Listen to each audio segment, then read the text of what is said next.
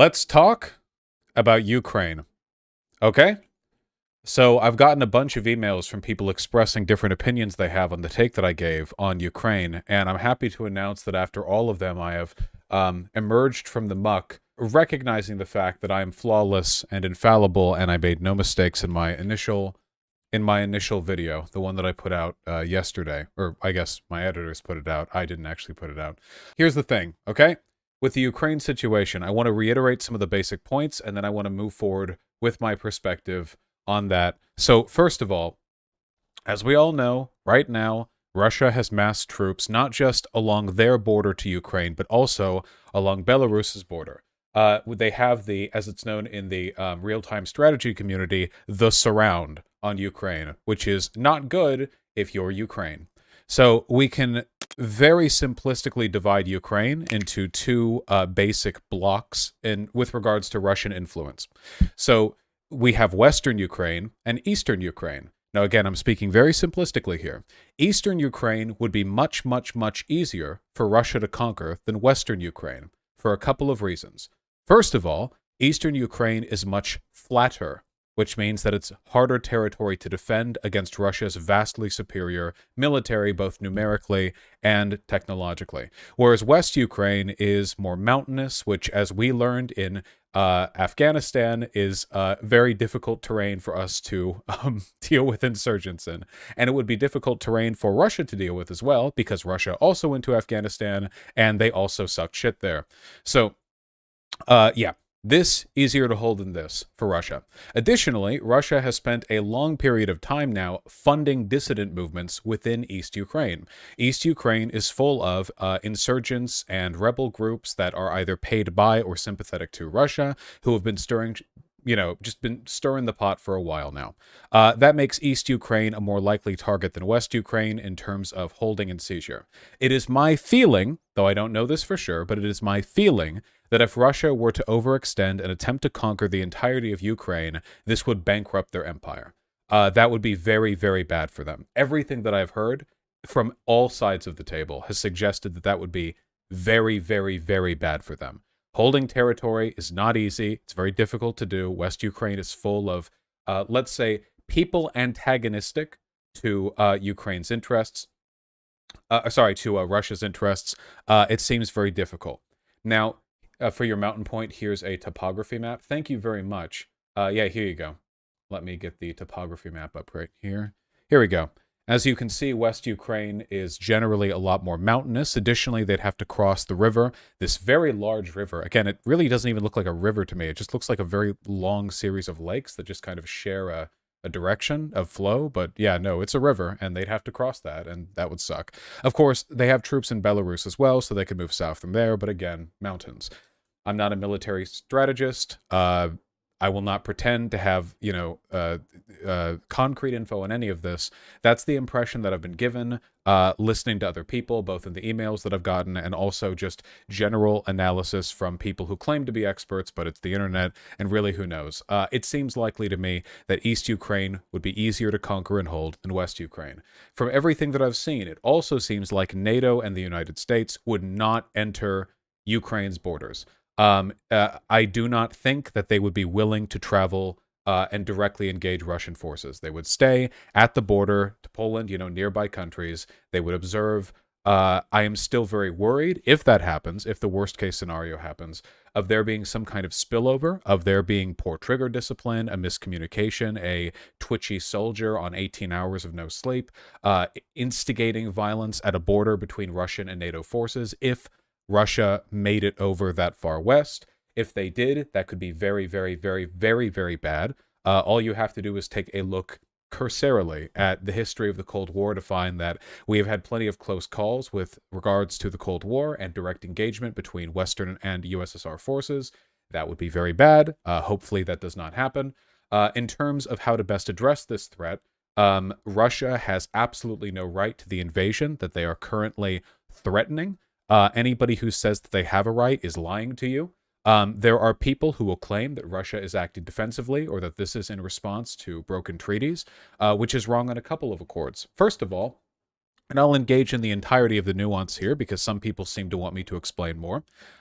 Russia claims that NATO moving eastward is a threat which they have a right to respond to with what they're doing right now with Ukraine. Now, here are some true things, okay? There is no official treaty signed which prevents NATO from moving eastward. There were temporary provisions made which prevented NATO from moving eastward during the time that East Germany was made whole again.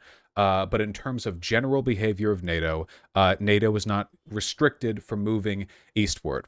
Additionally, NATO has moved eastward from its initial Cold War locations like 30 years ago.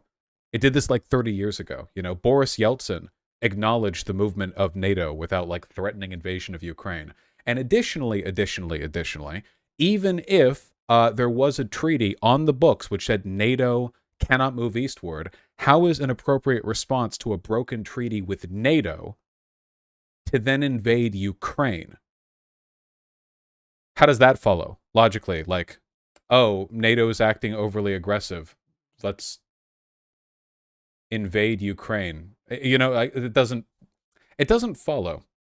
Now, what is discussed, and there have been various levels of exaggeration here, but as far as I can see, and a lot of this is info that we don't have explicit access to, but as far as I can see, the idea of NATO not moving eastward was something that was discussed during peace talks towards the end of the Cold War, right before the USSR fell, with Gorbachev. It was something that was talked about. Gorbachev led those negotiations feeling as though NATO would not move eastward, which of course it did, but it doesn't seem to be present in the explicit documents of the treaty, which means that we might have hoodwinked the USSR. To people upset about this, I say yoink and zounds, and also get dunked on, noob. Sorry, better get it in writing next time. There are legitimate arguments that you can make against NATO expansion, and you probably should, because NATO historically is not the best organization, but nothing even remotely justifies a response at the proportionate level of, let's invade Ukraine. You guys understand? The discussion of, has NATO been too aggressive in its expansion, and the discussion of, does Russia have a right to invade Ukraine, are in two entirely separate camps. If you can't justify every invasion of the... If you could justify invasions with the United States and its allies have been overly aggressive in their foreign policy, then that would justify every invasion ever done anywhere. Like, the existence of imperialism on the part of the West, in this case, NATO signing up with countries eastward of its Cold War lines being a relatively soft form of imperialism compared to some of the stuff we've done, that does not justify anything and everything you can do afterwards, okay? It just doesn't. I'm sorry. Russia presents a legitimate threat to global security, not because they threaten Western hegemony, but because they keep invading their neighbors. And again, can you blame Ukraine for wanting NATO assistance? Like, the Crimea was annexed, you know. There are hundreds of thousands of troops at their doorstep, not just from Russia, but from neighboring Russia-aligned countries. Like, can you blame them? I can't blame them. Like, who would... Like, it's like, obviously they would want NATO assistance. They're terrified. And we'll see whether or not their terrors end up actually bearing out. This is the thing. It seems really unlikely to me that Russia backs down at this point, but I don't understand what they could hope to get. A full conquest of Ukraine, as I said before, feels like it would just bankrupt the empire. Ukraine has a lot of natural resources that Russia could exploit, but it would take a long time to get those underway, and Russia's economy, I don't know if they can sustain like a wartime occupation in hostile territory for the decades that it would take to build the infrastructure necessary to make money off that endeavor. I mean, America is the wealthiest country in the world, and it's not like we like got rich off of oil in Iraq, you know? Even with when all the cards line up, it's not as easy as... It's not like playing a Civ game where it's like, oh, we conquered this territory, now we get their oil wells. It's complicated, and the infrastructure that you construct takes a long time to build up, and it can be sabotaged. There will be saboteurs hiding in the mountains of West Ukraine, like probably thousands of them, and now they have NATO gear. We supplied a fuck ton of armaments to them in the past couple of weeks, you know, and in times leading up to that, like now, you know, they're not just running around with post-Soviet gear; they're running around, some of them, with modern NATO military equipment, which is powerful stuff, you know. it seems like, so I don't think Russia can like hold the entirety of Ukraine, but if Russia backs down at this point, they lose a ton of face. You guys realize that, right? Like, if Russia postures like this, sends troops all across this border, and then they're like, haha, fooled you, and they pull out, like, okay, that's like a massive loss of. So not only would they lose a bunch of time and money for their military deployment, not only would they blue ball their more like hawkish population, but they've also essentially cemented Ukraine's like loyalty to the West. Like, all this is really doing right now is giving Ukraine a ton of money and military equipment and cementing in the eyes of the Ukrainian people, yeah, we should probably stick with NATO-aligned countries because Russia is a dangerous neighbor, you know?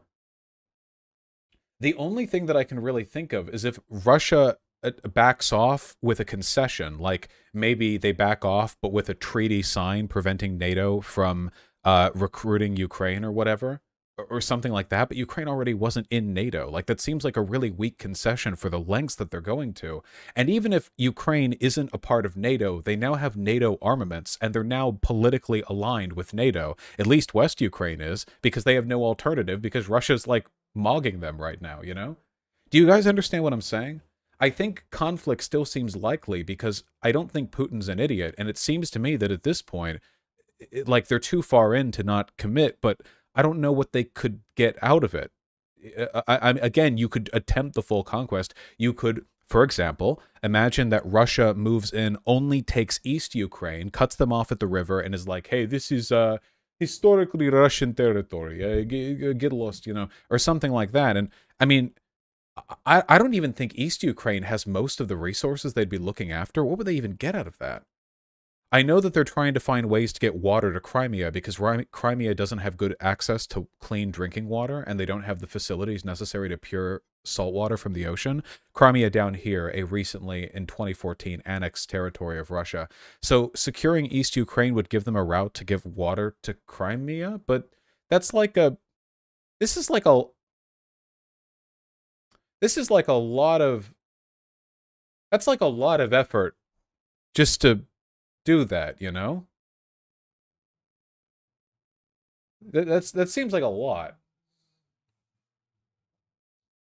Yeah, but water's important. Yeah, I know, but like this much military aggression, so your recently annexed territory? I don't know. Look, I genuinely don't know. Um, I'm genuinely confused by the reasoning. There's a temptation to assume that like all state actors act out of like rational self-interest, but we know that's not true. What was America doing in Iraq and Afghanistan? Any supposition that like big nations are necessarily rational when they do these big military maneuvers can be utterly defeated by American military history, you know? Like, what were we doing in Iraq and Afghanistan? Well, I'm pretty sure back in 2006 we found out definitively that Osama bin Laden wasn't in Afghanistan. So after that, it was just memes, I guess.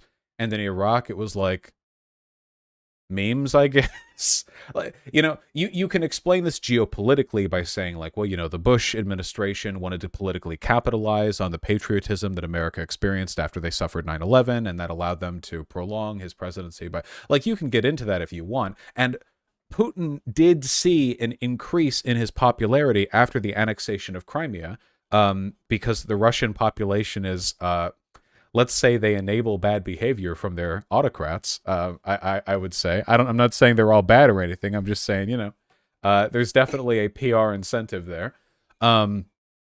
It's not good. The irrational answer here is just Putin just wants like territory for territory's sake, and I guess that's not impossible. But if that's the case, like the delay he's engaging in here has only really strengthened Ukraine's chances at drawing this out into a prolonged conflict.